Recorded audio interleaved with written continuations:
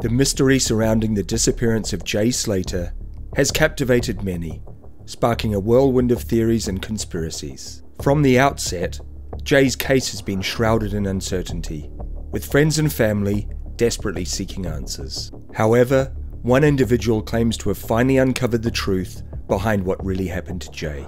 Welcome back to Crime Chronicles.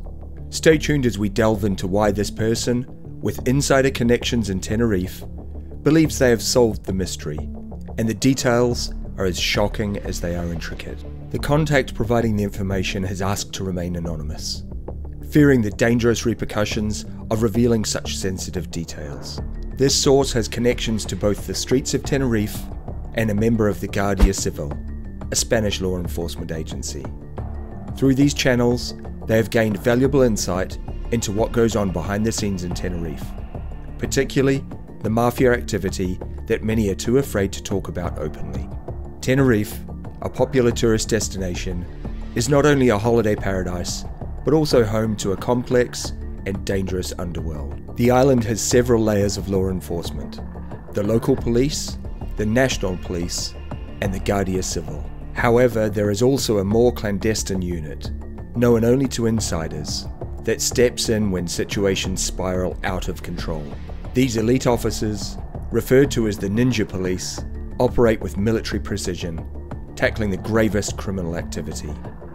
It's in this shadowy world that the story of Jay Slater begins to unfold. Jay, a British tourist, had travelled to Tenerife with friends for what was supposed to be a carefree holiday. However, this trip would take a sinister turn. According to the anonymous source, Tenerife has two types of mafia: a good mafia and a bad mafia. The good mafia works closely with local authorities, ensuring businesses adhere to regulation. They are largely seen as protectors of the community, safeguarding women and children. In stark contrast, the bad mafia is a far more dangerous entity, involved in narcotics, human trafficking, and other nefarious activities. It's this bad mafia that allegedly played a pivotal role in Jay's disappearance. Before his disappearance, Jay had crossed paths with Lucy May, who is described as a key player in the drug trade. Lucy and Jay had reportedly met at a festival in the UK, and it was through Snapchat that Lucy introduced Jay to the lucrative world of drug dealing in Tenerife.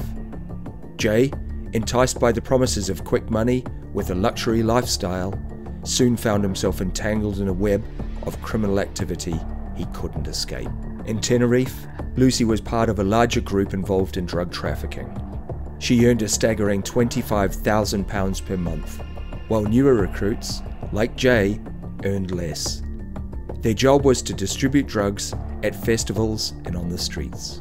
Each group member was responsible for a backpack filled with drugs, with the understanding that losing the bag or failing to deliver would have severe consequences. Jay, however, made a catastrophic mistake. He lost his bag. It was around 3 AM on the night of his disappearance that Jay called Lucy in a panic, confessing that not only had he lost the bag, but he had also taken half of the drugs for himself. This revelation sent shockwaves through the group, as they knew the mafia bosses would not take kindly to such a breach of trust. The missing drugs, valued at around £17,000, put all of their lives in danger. Lucy and the others quickly went to meet Jay, but by then, it was too late. The mafia had already learned of the lost drugs and were on their way. At around 5 AM, the mafia bosses arrived to collect the remaining packages and money. When they realized that one of the bags was missing, panic ensued. Jay became the target of their wrath. Initially, the mafia demanded £6,000 as compensation for the lost drugs, but as tensions escalated, the figure rose to £30,000. Unable to produce the money, Jay was taken by the mafia as collateral, a pawn in a deadly game of retribution. Lucy, remarkably, seemed unfazed by the ordeal. The source recounts that Lucy stopped worrying once Jay was taken, suggesting that she may have anticipated this outcome. In a calculated move, Lucy filed a missing persons report for Jay the following morning. This act, while seemingly innocent, raised eyebrows. If Lucy truly feared for Jay's life, Why would she draw attention to herself by involving the authorities? The source speculates that Lucy may have been advised to file the report as part of a larger plan, one in which she knew Jay would never return.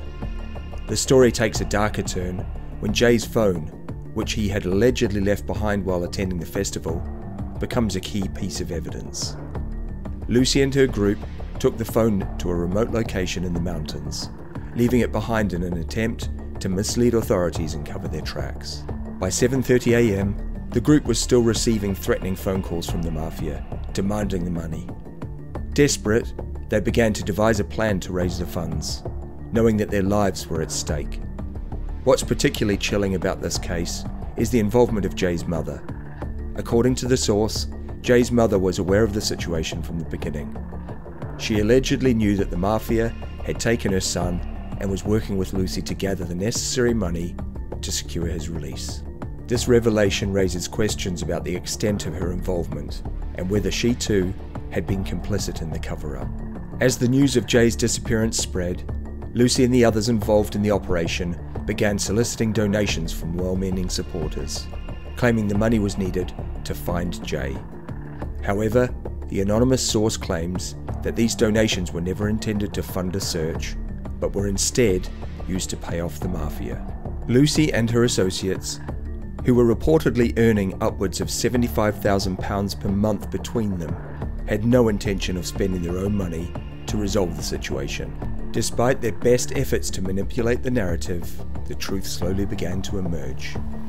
The bad mafia, made up of Albanians and Moroccans, had no intention of releasing Jay once they had taken him. In the eyes of the mafia, Jay was a liability.